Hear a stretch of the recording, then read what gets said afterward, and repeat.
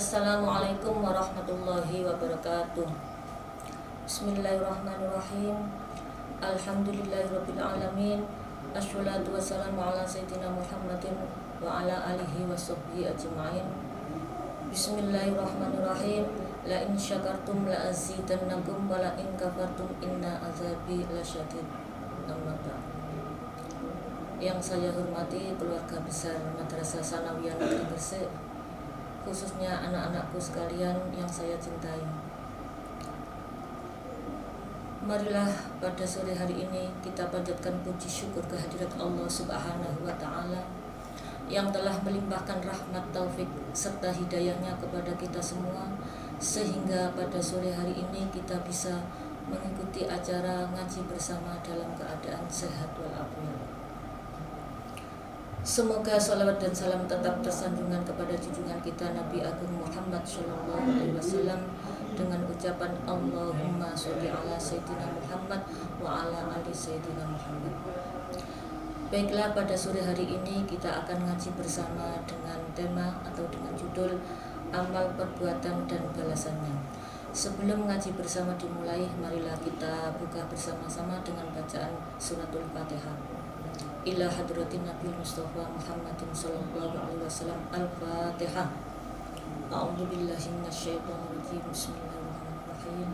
Alhamdulillahirabbil alamin. Arrahmanir rahim. Maliki yaumiddin. Iyyaka na'budu wa iyyaka nasta'in. Ihdinas siratal mustaqim. Shiratal ladzina an'amta 'alaihim ghairil maghdubi 'alaihim waladdallin. Amin. Langsung saja kita ngaji bersama-sama. Bismillahirrahmanirrahim.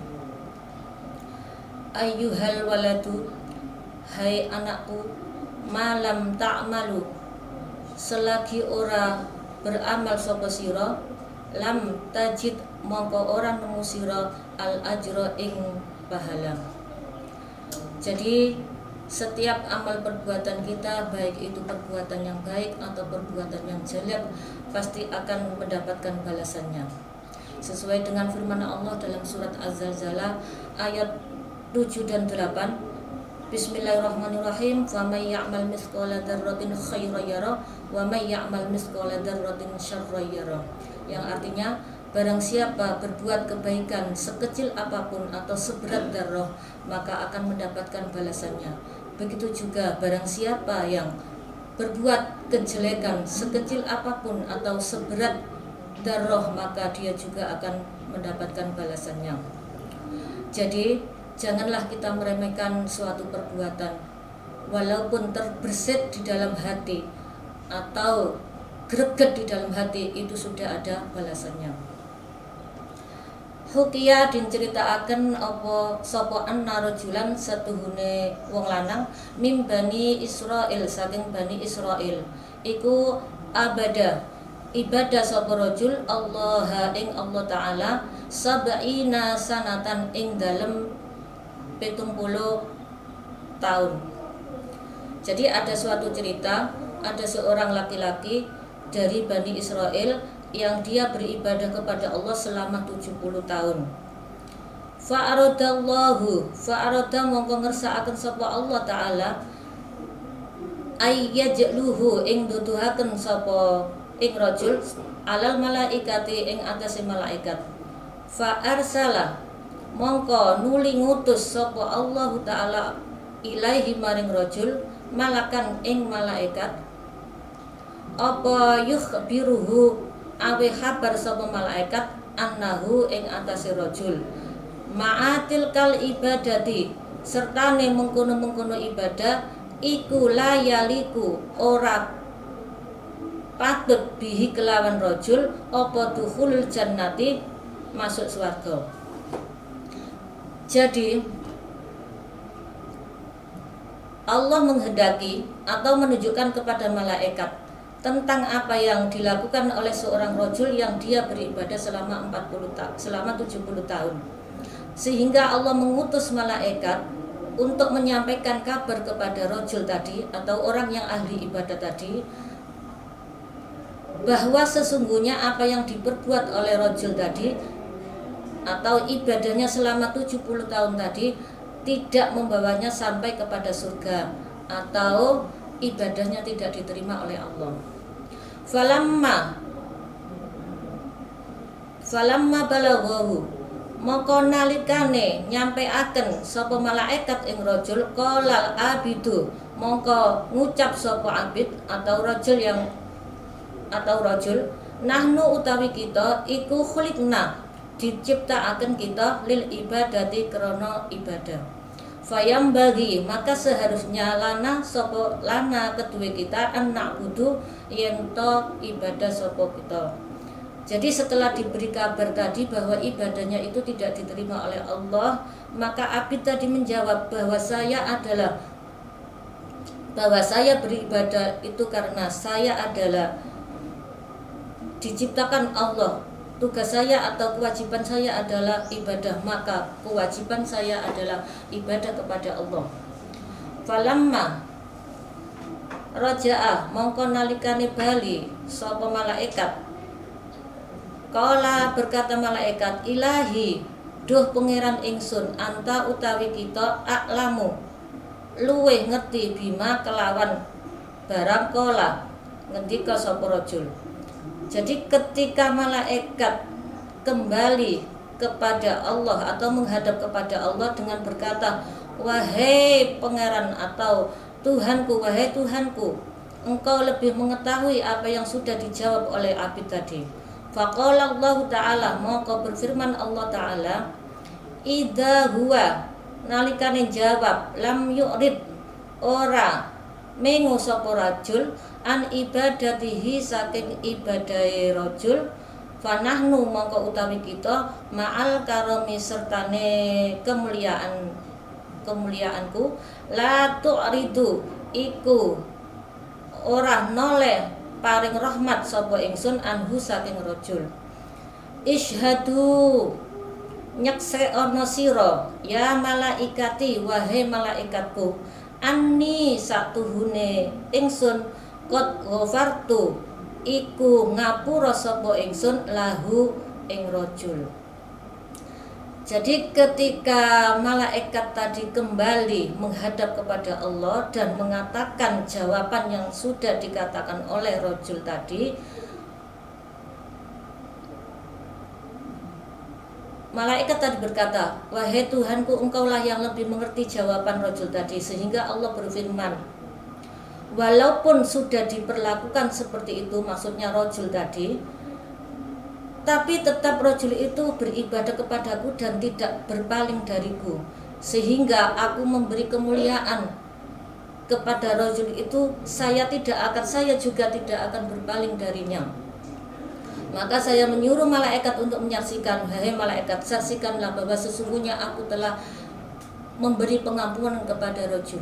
Jadi bisa diambil pelajaran bahwa kalau kita ibadah itu semata-mata bukan karena apa-apa, tetapi karena mencari ridha Allah, sehingga apa yang kita perbuat itu betul-betul mendapatkan pahala dari Allah.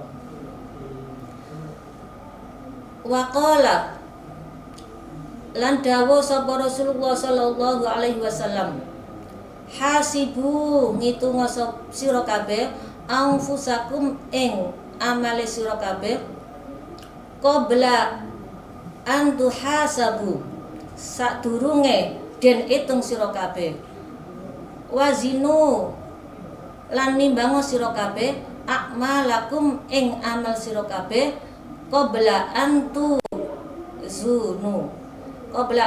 tuwazanu sebelum den itung sira kabeh. Jadi Rasulullah Shallallahu Alaihi Wasallam bersabda,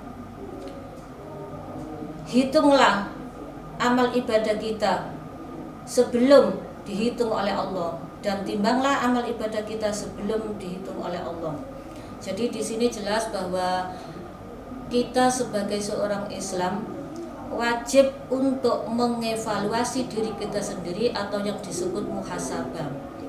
Nah, muhasabah itu artinya menghitung perjalanan hidup kita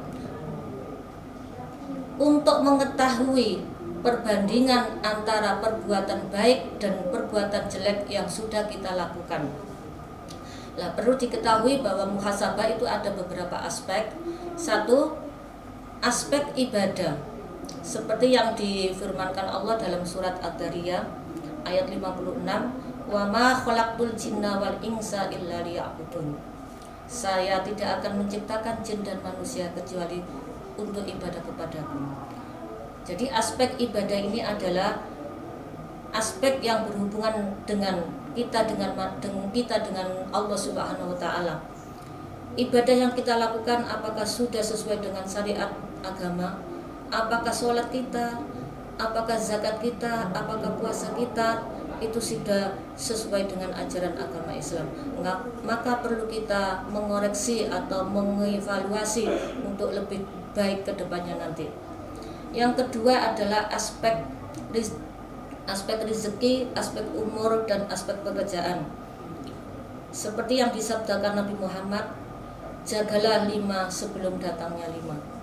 Yang pertama adalah waktu mudamu sebelum datang waktu tuamu.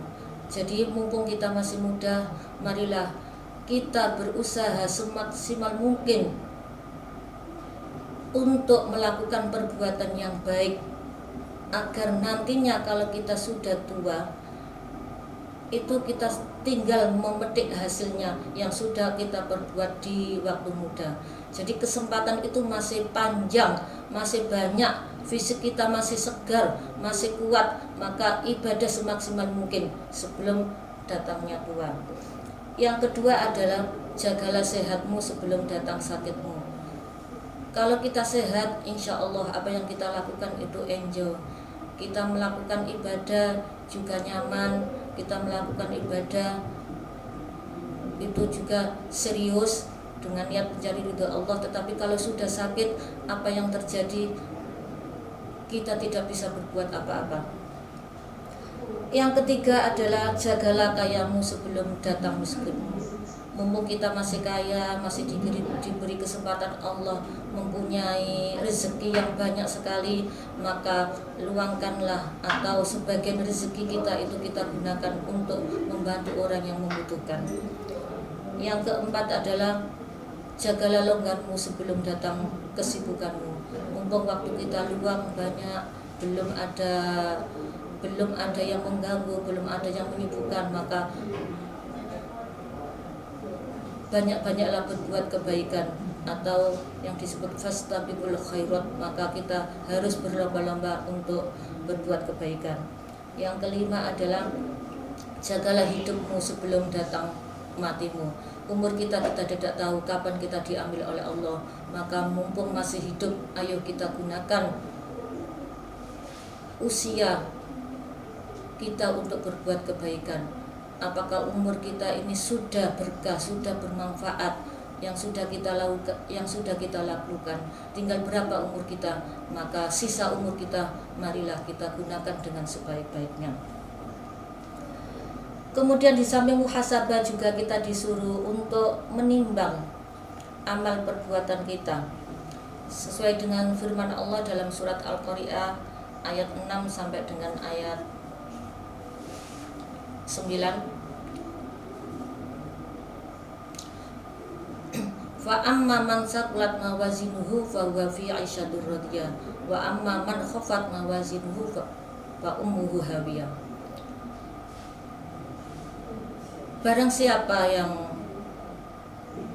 berbuat atau barang siapa yang berbuat kebaikan, maka dia akan ditempatkan di dalam surga Allah.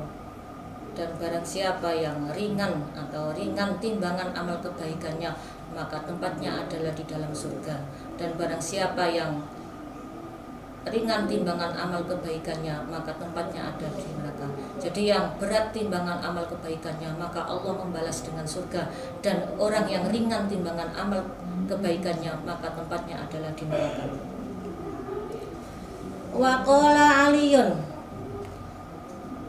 dan ngendika sapa Ali radhiyallahu anhu, man donna, man utawi sapane wong iku donna nyono sapa man annahu ing man bidunil jahdi kelawan tanpa nemen-nemeni iku yasilu bisa tumeka ing man bahwa utawi man iku mutamanni arep-arep atau mencari harapannya. Waman donna, dan barang siapa yang menyangka annahu setuhune man ya bibadlil jahdi ngatokaken temene iku yasilu sampai berhasil bahwa mongko utawi man iku mustaghni ora butuh rahmati Allah. Jadi Sayyidina Ali berkata, barang siapa yang menyangka bahwa tanpa berusaha ia akan sampai kepada tujuannya. Ini yang dimaksud adalah orang yang tanpa berusaha, orang yang tanpa bekerja keras tapi mengharapkan suatu hasil yang baik, itu adalah khayalan atau angan-angan belaka. Kemudian selanjutnya, dan barang siapa menyangka dengan kerja keras ia akan berhasil, itu terlepas dari takdir Allah. Jadi orang-orang yang menyangka bahwa dengan usahanya sendiri tanpa campur tangan dari Allah dia akan berhasil, itu adalah suatu yang tidak diperbolehkan.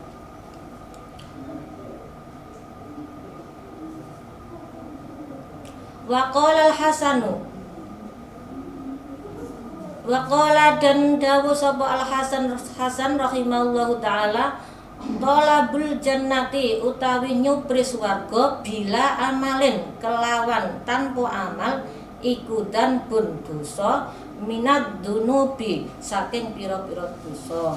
Jadi orang yang beranggapan bahwa untuk mencari surga Allah, untuk mencari kehidupan yang baik di akhirat nanti tanpa kita berusaha, tanpa kita beramal, itu adalah suatu yang dosa di antara beberapa dosa.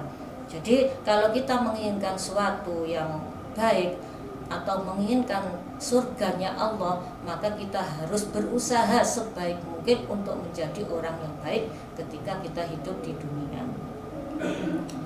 Alamatul haqiqah wa qala, dan dawuh sapa Husain alamatul haqiqah sak temene tanda-tanda hakikat iku tarkul mulakhatati, ningali ganjarane amal.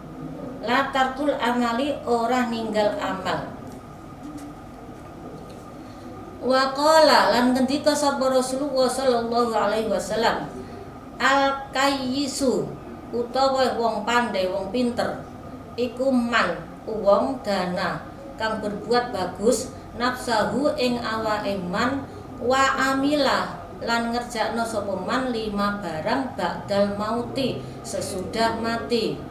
Rasulullah Shallallahu Alaihi Wasallam bersabda bahwa orang yang pandai itu adalah orang yang selalu bisa mengevaluasi dirinya sendiri atau muhasabah dirinya sendiri dan berbuat kebaikan untuk kehidupan sesudah mati.